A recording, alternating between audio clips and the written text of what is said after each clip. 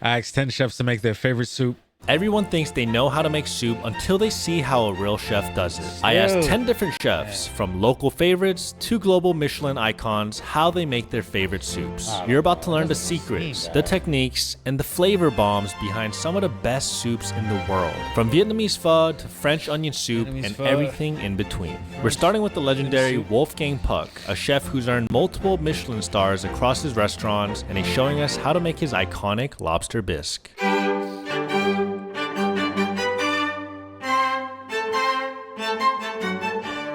Hello, I'm Chef Wolfgang Puck and I'm here at Cut at the Rosewood Hotel in DC. And today I'm gonna show you how to make the most wonderful lobster bisque. It's one of my favorites, so let's do it. So what's the key to a good vegetable stock, Chef?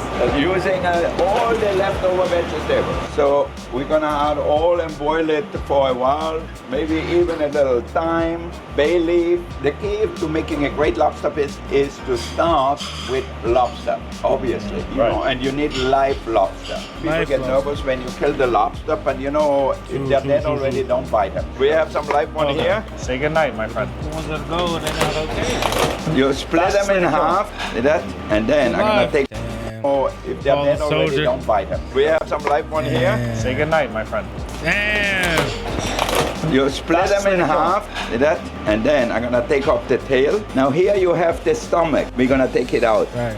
Oh. Where's the brain? You don't want that. These lobsters, where are they from? These are Maine lobsters. This is very good, lots of flavors. So we're gonna heat up our pot here. I'm gonna start with the bodies because this is where all the flavors are.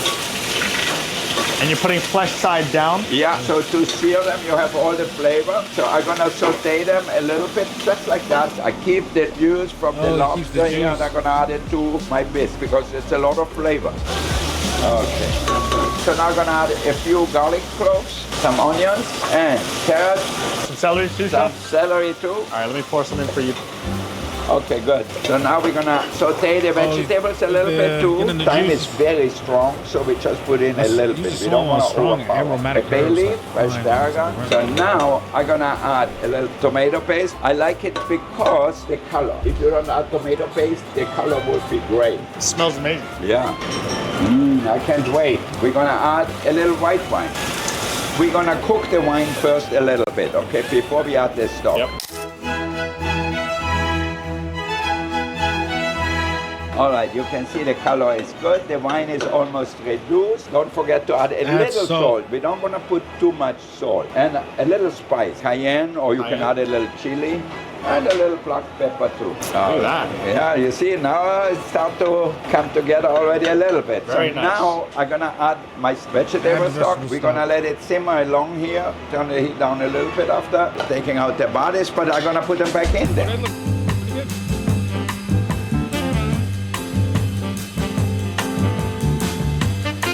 Let's take the lobster tail out now, so they are cooked but not overcooked. Now I'm gonna add a little cream to it. Then all of a sudden, look at that, it has the color. So like velvety almost. You have to taste always, you know. Very good, yeah. What I do to thicken it, I have leftover old bread because the starch is cooked already. So it doesn't make the soup taste like roux or something like that.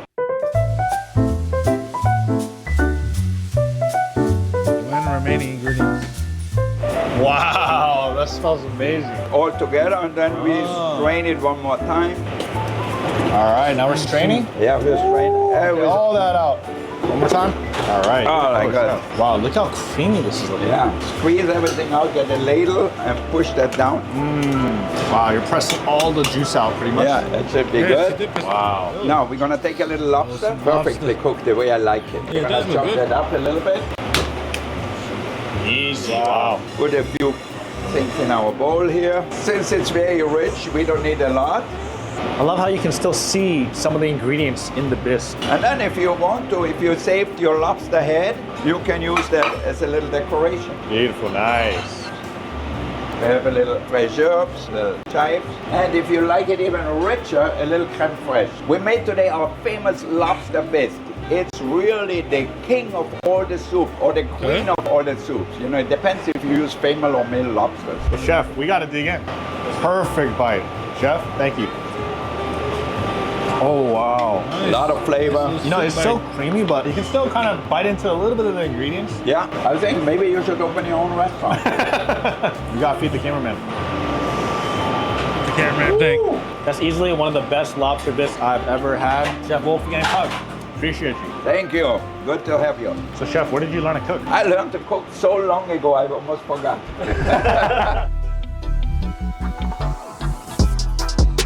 Chelsea Market. Korean grub. Hey guys, it's Chef Esther Choi. I'm the owner of Mokbar and we're in Chelsea Mokbar. Market. I'm gonna show you how to make the best soup in the world, kimchi jjigae. What's the first thing we're gonna do, Chef? You know, the heart of kimchi stew is, of course, kimchi. We have cabbage that's been brined for about 12 hours. We add like 5 different types of fish sauce to our kimchi paste.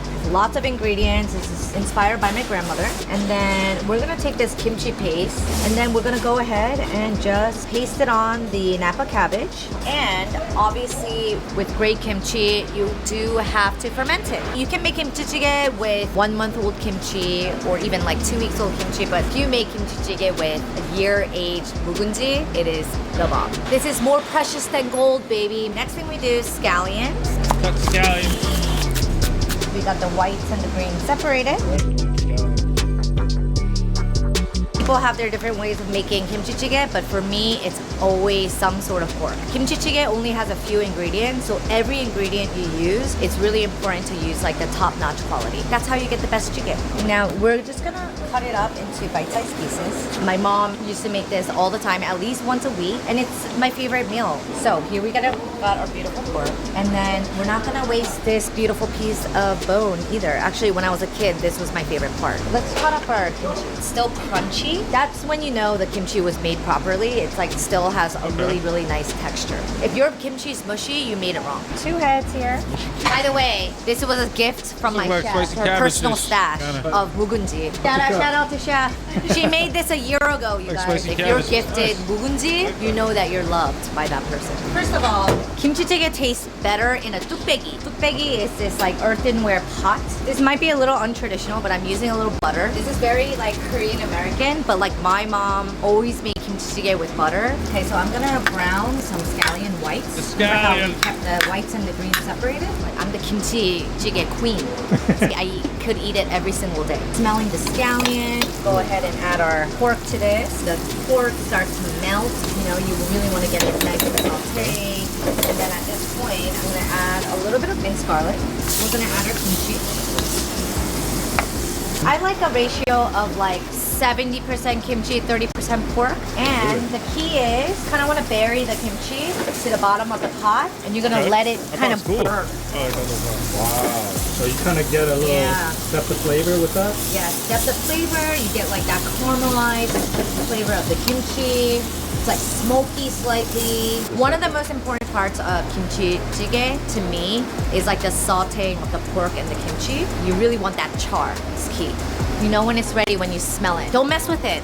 Let it like get crusty. You see how it's getting caramelized on the bottom? You want to do a once over flip so you get every part of the kimchi caramelized. Also, one great thing about kimchi jjigae is it takes 15 minutes to put together.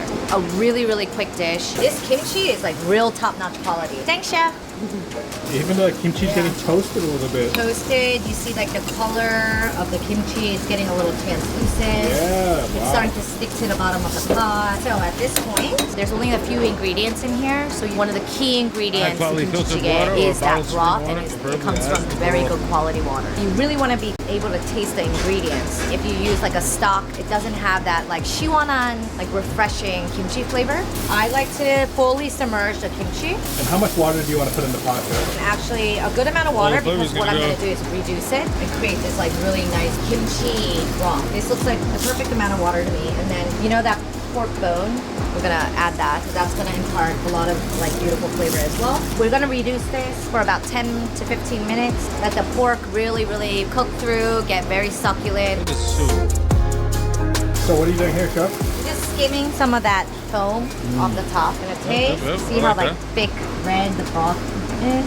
Wow, definitely Beautiful not color. water anymore. delicious as is, but of course we have to season just a little. I'm gonna use yeondu or like some type of MSG, Maybe even just, salt or thicken it something up. is good. But yeondu is like umami flavored seasoning. We're gonna garnish. I love tofu in kimchi jjigae. Obviously this is optional, but for me, one of the best parts. I love when the tofu gets soaked into that kimchi flavor. Tofu's like And a of course, sponge. the scallion greens. We're gonna finish garnish with that. It's done, baby. That's it. It's my kimchi jjigae.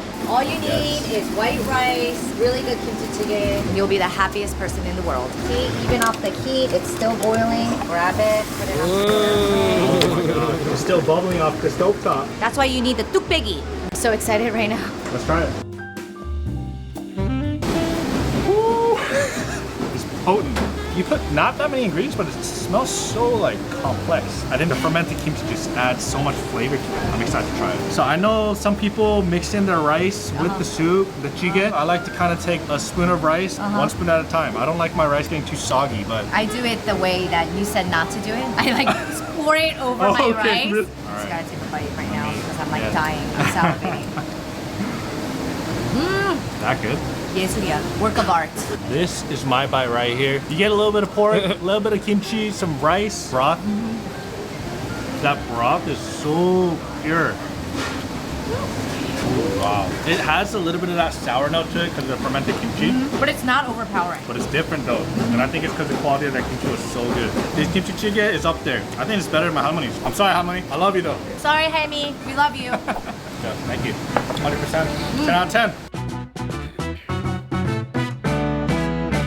My name is Chef Salan Kanasu, and I call me Chef Peter, and this is Chef Papit, Hi. called Chef Mama. Today we're gonna make seafood tom yum potato. What's different in the tom yum and potato, right? A tom yum, they use an ingredient with chili tomato, the onion, but potato, we use like a seafood, and we use the best ingredient, holy basil. That's Holy what basil, makes okay. different. First we have curry leaf, galanka, lemongrass, and chili. This is mixed spread with lime juice, fish sauce, fish bread, cilantro, holy basil, curanto, straw mushroom. This is seafood with clam, shrimp, and calamari. This is soup calamari. broth with the chicken.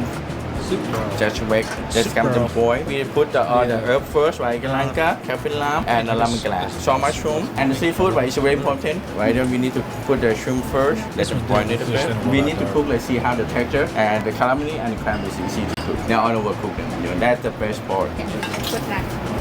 Chili, a little bit spicy.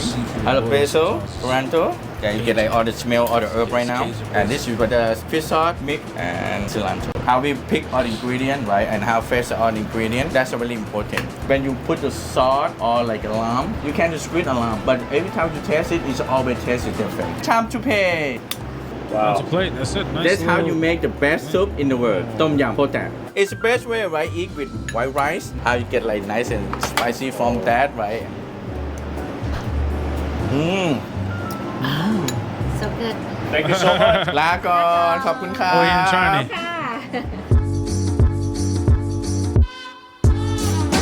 Hi, I'm Jeremy Solomon, and I am the chef and owner of Augie's Counter in Brooklyn, New York. And today I'm going to show you how to make my version of Hungarian goulash. Start by cutting our onions. I try and keep it as simple as possible. I'm going to cut them in half, and then I'm going to quarter each half into these big, robust pieces. Next, we're going to season the pork butt. So we're going to season it pretty liberally with kosher salt. So I'm going to bring Kosher everything salt. over to the stove. So I have a Dutch oven here, and I've Dutch oven, already okay. put a little bit of canola oil in, just a pretty neutral oil that can take a good amount of heat. So I'm gonna go ahead and add the onions in, and then I'm also gonna go ahead and liberally salt the onions to extract moisture out of it. Again, we're just going to sweat the onions down until they're translucent and tender. We don't really want a lot of color on them. I've oiled this cast iron skillet, and we're gonna get it really nice and hot, and we're gonna sear our meat in it. Once our oil is just starting to smoke, we can go ahead and add our pork butt. And the goal here is to just get the pork butt really nice and evenly browned on all sides. This is the only thing that'll take a while. So we're using two different kinds of paprika in our goulash, which is really not traditional at all, but we're gonna use a hot paprika and a sweet paprika. So we're gonna go ahead and add both of our paprikas to the onion. A common misconception about paprika is that a lot of recipes will add it and tell you to kind of throw it in over a dry heat for a long period of time. That's not how you should treat paprika. You should also never throw it in at the very end. You wanna toast your paprika, but very quickly, like no more than 10-15 seconds. So that's what we're gonna do here. I'm gonna go ahead and toast that paprika over my onions. You really want to be careful how long you're leaving the paprika in there for. Otherwise, it'll get kind of this like acrid taste to it. I'm gonna go ahead and add my chicken stock that I'm already heating up to my onions. And I like to have the chicken stock already warm just because it helps speed the process up. And we're gonna add just enough chicken stock to cover all the onions and the pork. The goulash has come up to a simmer, which is right where we want it. And now I'm gonna take our seared pork butt and go ahead and add it into our braising liquid. Just kind of nestle it in there, remove the onions around it a little bit. And it's okay if it's poking out just a little bit. And then I'm gonna grab tin foil, just make sure it's nice and tight. We used to have a lid for this pot, it got lost. All right, so we're gonna go into the oven at 350 degrees, and we're gonna let this cook for about 3 to 4 hours. Pull the goulash from the oven, get ready to plate. All right, so we're gonna go ahead and fish through the soup just to find some of those nice big broken up chunks of pork butt. All right, and then we're gonna go ahead and put some of this really nice broth right over the top of it. And I'm gonna go ahead and take some of my nice bread, just go ahead and put it on the side, serve it up with my pickled peppers. And this is gonna be your pork goulash. I like to just take a spoon and kind of break apart the meat because that's how tender it should be. It's pretty tender, look at that. Just like Grandma used to make, but my version, and not as good as hers, but definitely delicious.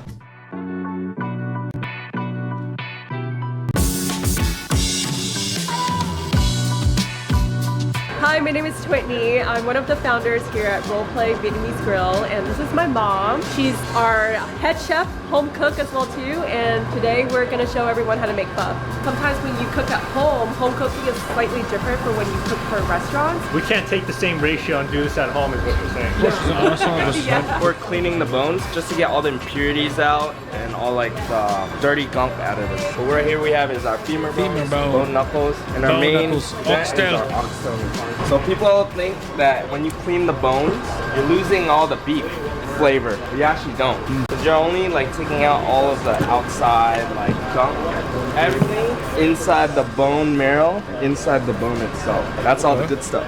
You put inside boiled water, they put on the top, you see, too much dirty bone, and after 10 minutes you take out. They clean the bone before you put inside the big box and you cook for a long time. We put oxtail put in here.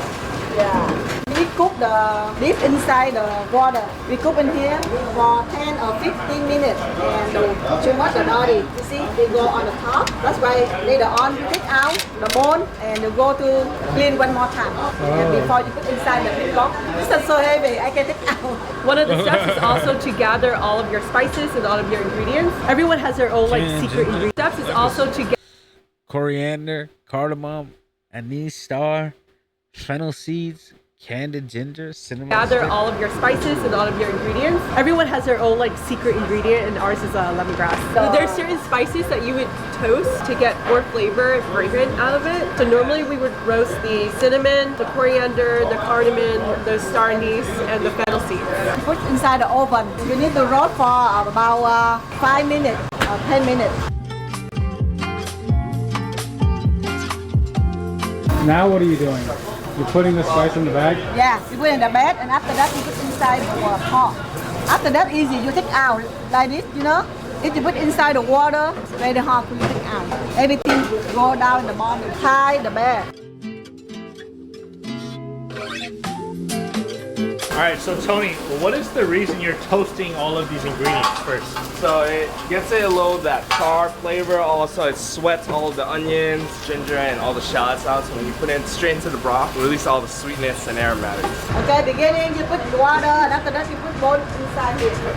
How many gallons is this? This one, the 100 gallon. Oh my gosh, how many people does that serve? I think about 3,000. 3,000 people? Yeah. Now we take out the meat because they done and we take out. But the meat we just cook only about 5 hours. Okay. Oh, it's tender. Yeah, tender. It's so good. And we just cook for the bone 24 hours. They got people on a ladder right now, and they're fishing to the bottom of a 100-gallon pot just to get out all the meat before they strain the broth. So with oxtail pho, we actually add extra meat, extra bones inside our broth. So we do cook a lot of extra oxtail to get more oxtail meat. Because the bones are so small, it's so hard to collect them. So that we have to bag the oxtail so that it makes the process of cooking them easier to remove from the broth. All right, because Chef is working with a 100-gallon pot, she's got to stand on a ladder to actually taste what she has. Oh la la! See? My favorite. Oh, my favorite. Good, right? Smell good now. Ladder to actually taste what she has. Oh la la! See? My favorite. Oh, my favorite. Good, right? Smell good now. I can smell it from here. Yeah. I'll drink a little bit. Whoa. You love it? Really flavorful. Thank you. Okay, so after we've been cooking for 40 hours, we're now ready to drain the broth. But first, we gotta take out the spices. We strained everything out, so we took the spices, the bones, the oxtail meat as well. So now we're ready to portion out the rest of the broth. The water right now. So we do have a strainer here to kind of strain out leftover spices that we weren't able to get. More. More. Oh la la! Oh la la! Wow! Let's go, gallon. Oh, even more. Yeah, they have some of it. We cook a lot. All right. Ooh, look at that. The meat, Nice. oxtail, white onion, cayenne, lentil, bean brown. Now we have some more the beef bone here too. Beef bone. Some Thai, some jalapeno. If you want the spicy, you can put a jalapeno. And after that, you need lamb. All right, guys, now it's time to eat authentic pho. Yeah. Lime always, right? Yeah. Before we add like the condiments, it's best to taste your broth first Right. to see how you like it. do you like? Before you add hoisin sauce or sriracha. All right, let's taste. Okay. It's hot. Oh, Oh la la. Ooh, wow. so good. It's so aromatic. That broth like coats your tongue. It's got so much flavor in it. Dude, look at this oxtail fall off the bone. Let's get a bite of the noodles. Oh my God, so good. How long have you been cooking this? Over 30 years. Wow. Yeah. Guys, you guys see it? How to make pho by an authentic Vietnamese chef. Thank you. Yeah, I love the guy. Love it. Thank you. All right, it's officially soup season, which also means it's sock season. Wow, Because Bombas. honestly, you can't have a warm bowl of soup with cold feet. That's why I've been living in my Bombas socks and Maybe you cozy and should have plush a warm bowl of slippers. soup They're like while you the have comfort cold food of feet. clothing, soft, warm, and ridiculously Cold. cozy. These slippers, they honestly feel like a little tiny fireplace. Time you buy from Bombas, they donate an item to people experiencing homelessness. They've already donated over 150 million essential clothing items. Socks, underwear, and t-shirts to those who need them most. They use premium materials like merino wool and cashmere blends, so everything feels extra soft and lasts through the season. The kind of comfort you never get tired of, especially when it's cold out. So this winter, keep your feet as warm as your suit. Feel good and do good with Bombas. You can get 20% off your first purchase at the link in the description below and use my code Danny for 20% off at checkout. Thanks to Bombas for sponsoring this video. I genuinely love their stuff. These socks are the bomb. But...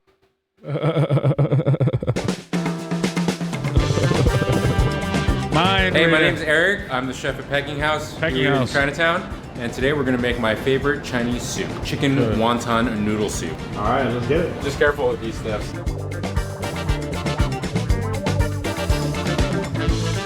I love wonton noodle soup. Obviously, that's like a Hong Kong Cantonese classic. They eat it for breakfast. This is our version here, though. So we make a whole chicken wonton. That is pretty rare to find in Chinatown. Somebody who makes wontons without using pork. First step, making a wonton soup, we need our broth. So we're gonna take these chicken legs, set it in there. We're not gonna do any like boiling off or cleaning up. We want all this meatiness, all this bones, etc., etc. We basically throw the whole thing in. Onion, spices, garlic, scallions. Bruise them a little bit. What a smashing, dude. Just kind of gets all like the alliums going, and onion flavors will mellow as it cooks over time. What can a no-fee, no minimum Capital One 360 checking account do for you? A lot. Ground up boneless, skinless chicken thighs. We season it, we grind ginger and scallions right into it. Then we season it up with soy sauce, dark soy sauce, a little bit of wine and cornstarch, salt, pepper, MSG, a little bit of sugar, and we just work it in a mixer. And then you want it to have that like bouncy texture that wontons have. It makes it different from a ravioli, even though it kind of looks like a ravioli. We do a pretty simple shape here. We fold it into a triangle. You use a little water to pinch it close. And then we have a triangle here. You dab one more time with water, crease it here. Pull it in, and then glue that edge together with a little water, and then it looks like a little bit. Where most people go wrong making wonton soup is they have a inclination to want to overstuff it to make these ultra fat wontons, and they're just gonna explode on you, and you're gonna have a bad time. You have to fill it with a little less than you think. A walnut size for a standard wonton wrapper. Yeah, we have wontons. We're in soup mode. These are aromatics. Soup mode. The goal here is to have like a light, clean broth. We're not gonna cook the hell out of this, so like we're still gonna use this chicken. It's gonna be juicy. We're gonna pull it. We're gonna strain it. All right, we have all of our stock here for the wonton soup. White pepper, a little bit of chicken powder. White pepper, chicken powder, salt. So we're just gonna season that a little up. Seasoned broth with seasoned broth. Mystery flavor, the je ne sais quoi. The Shaoxing wine, which has a little bit of salt in it. And then we'll mix that up and taste it. You know, there's like the French idea of it being crystal clear soup without any fat, you know, like a perfect consomme. It's not how Asian people roll with soup. We're gonna finish our soup up. Thinly sliced scallions. Cilantro stems are where it's at. That's where all flavor is. We'll use that to garnish our soup. Alright. I like skin and all. This is why I don't like cooking stocks for too long. You cook the hell out of it, and then like the meat is like dry paste at the end. Alright, let's do it. All right, let's go. It's time to plate. Yeah. Alright, for the stairs. Holy jet fuel. Yeah, so that'll boil real fast. First thing is the wontons. Cooking the wonton. Boil for about 3 minutes or so until they float. The only thing wok don't do is simmering is hard. Now, noodles.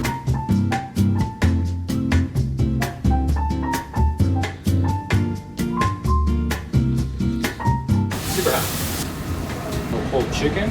Again, this is not traditional. Don't come for me, YouTubers. This is just how I like to make it, all right? Why don't we do a little Peking house chili on top? Ooh, okay. You know? Now we're talking, all right? Inspired by Cantonese wonton noodle soup, but made Peking house style. All chicken, all delicious. Man, we gotta dig it together. Yeah, let's do it. Oh my God. Here we go. That is insane. All right, let's go.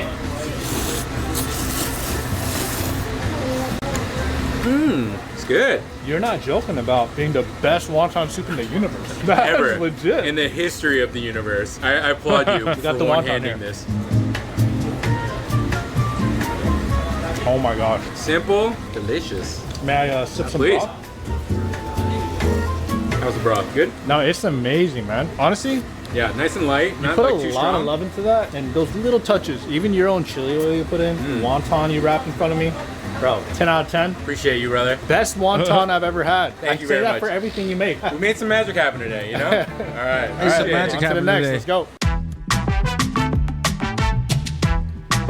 My name is Chef Damian Escalante, and we are here at Dolores in Bed-Stuy. And we're gonna make the chicken soup consomé de pollo. It's a typical soup in Consomé de Mexico pollo. City. First, we're gonna saute some vegetables to give them a little bit more flavor. Put a little bit of oil over here, and we start chopping the veggies. So first, we got some leek, carrot, onions, ginger, garlic, celery. We got whole bay leaf and thyme. We got the oil really hot. Saute them to develop flavor. Don't forget the allspice and peppercorns. We also gonna fry them. Get a little brown on them. I'm gonna go higher on the garlic because why not? We love garlic. Okay. And we drop it garlic. into the veggies. This is also gonna give them some flavor. We're gonna drop the chicken into the already boiling water. We do it slowly. We put it in the hot water, take it out, so all the juices can stay inside. We're gonna strain the whole thing, and we're just gonna keep this part, and we're just gonna shred it and put it on the soup later on. You will see. It's almost ready. You can see there's some color on it. Everything go inside. Vámonos. We're gonna wait here maybe 1 hour just for the thighs to be cooked, but you don't wanna overcook those thighs. So then we're gonna take those out. We're gonna strain the whole thing, and then we're gonna reduce it. So as you cook it and it's boiling, you wanna skim all this foam. It's normal if you develop this, but this is not what we wanted on our broth. So now you see that it's boiling. In this point, you wanna add the aromatics. Bunch of nice fresh cilantro. And then lower the temp, and you just wanna slight simmer. You don't wanna overcook. Just wait 3 hours.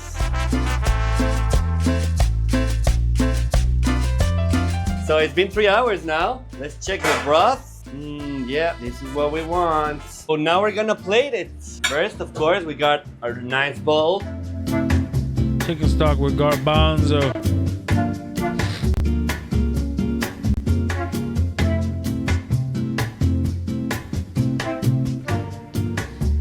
Consomé de pollo. 10 out of 10. Hello, my name is Chef Ramiro from Sveta. So today we want to prep the traditional porch. We need chop the onions. After this, we have chopped the garlic. So now we start to cooking very slow the garlic and onion. We need the carrots now. I need red pepper bell. This soup now we have two choices to make with meat and vegetarian. Next is red pepper bell, and then we are ready for carrots also. Carrots. We need the beets. Oh, beets. Now I gonna put the beets right now.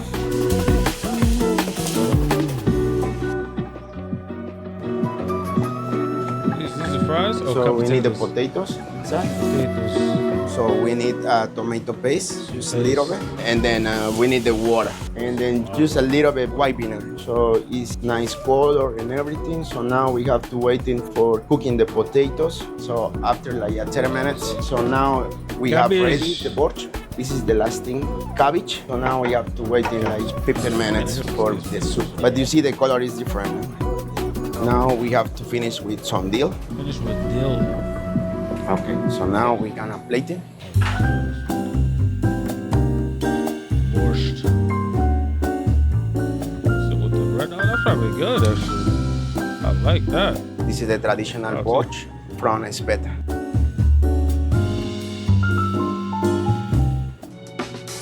Ten out of 10. Hi, my name is Chef Eric J. Choi from C as in Charlie. Today I'm going to show you how to make a crab drop soup. Crab drop soup. So the first step, we're going to be making our Dashima stock. For the kombu, what you can see over here is a lot of the white powders on there. This is from the kombu itself. It's a natural umami salt.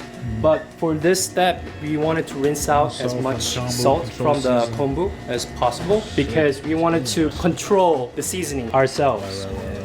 Here, cheongju and medium ginger, jalapenos, and drop it in. And we're going to be boiling this for 2 hours in a very high heat and then to simmer. So while the stock is bringing to a boil, we're going to be making our bonito cream. So here is our ingredient list. All right, let's do it, Chef. Yeah.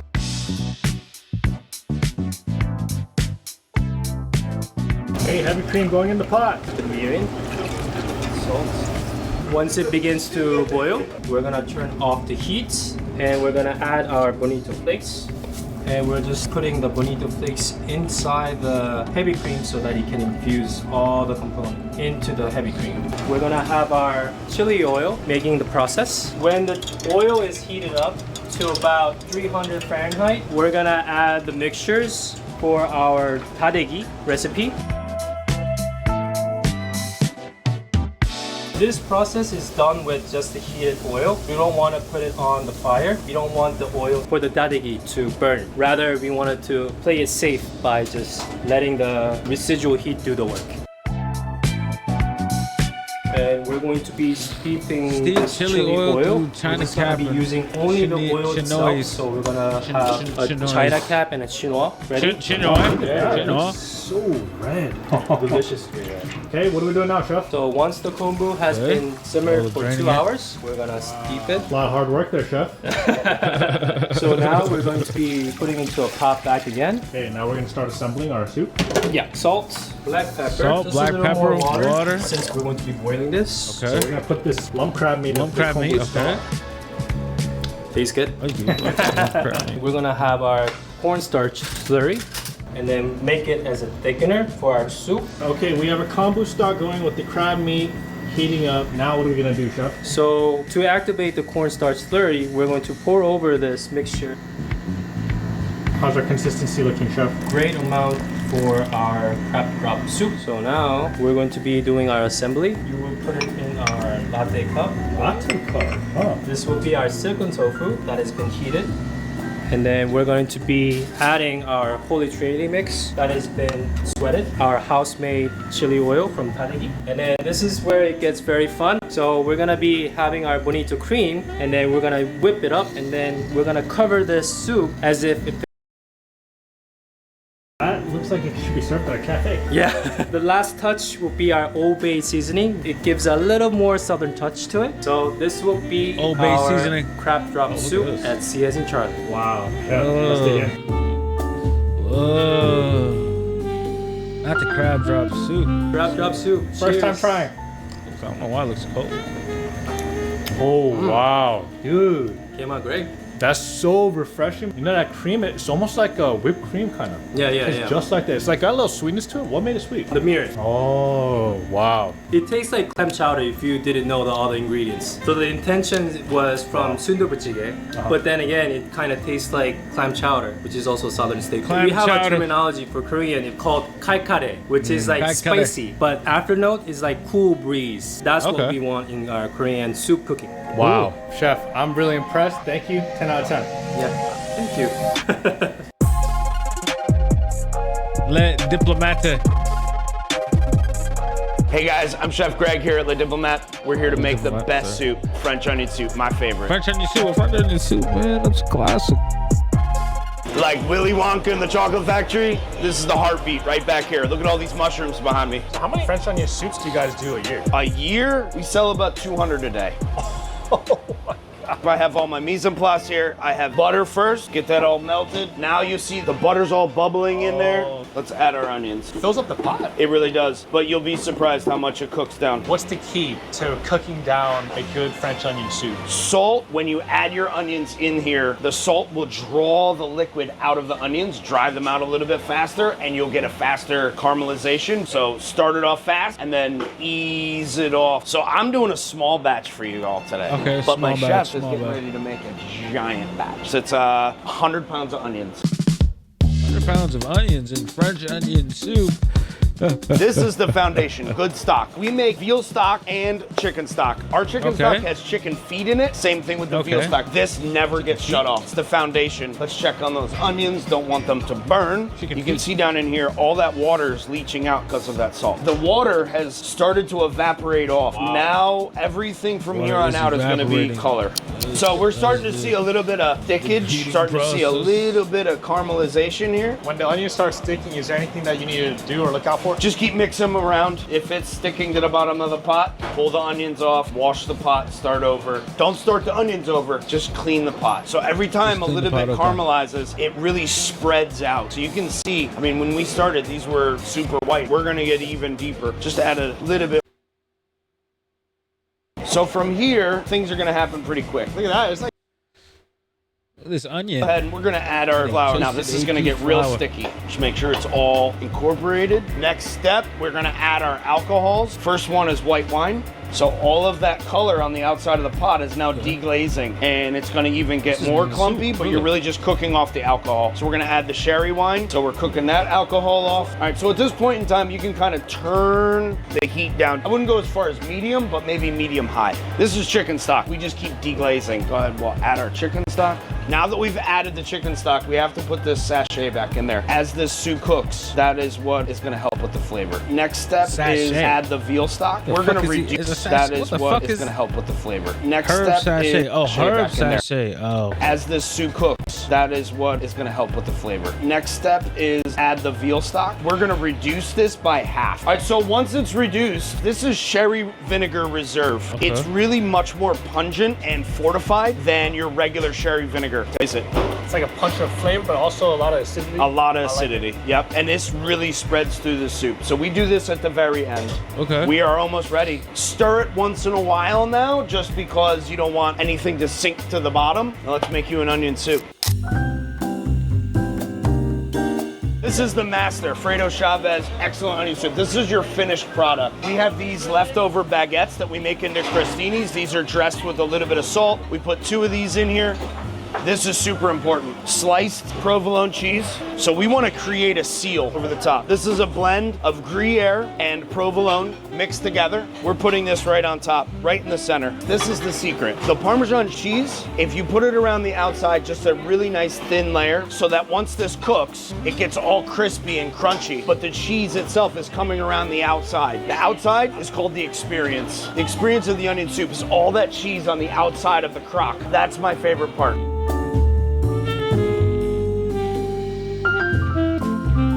And that's how you make French onion soup like a pro. Got the French onion soup. I've never seen a French onion soup look so good. All this experience around the outside. And the crust. Oh my gosh. I think there's nothing else to say except try it. Yep, I think a cheese pull is in our future here. Oh gosh. Look at this cheese right there. That is beautiful. You got a little piece of bread in there too? Oh yeah. That's money. Kids these days are saying gas. Would this qualify as gas? Chef, I think gas times 100. You can see the depth of flavor based on the oils coming out into the onion soup. All that process from the onions has just distributed. It's very even in color, very uniform. All the onions are cooked properly. The depth of flavor is so intense. With a few of the tips and tricks that you taught us You get today. that acid at the end, right, from the sherry vinegar. It's supposed to taste like onion. French onion soup like a pro. Thank you, Chef Greg. You're welcome. Thanks for coming in. Happy to have you. That was cool.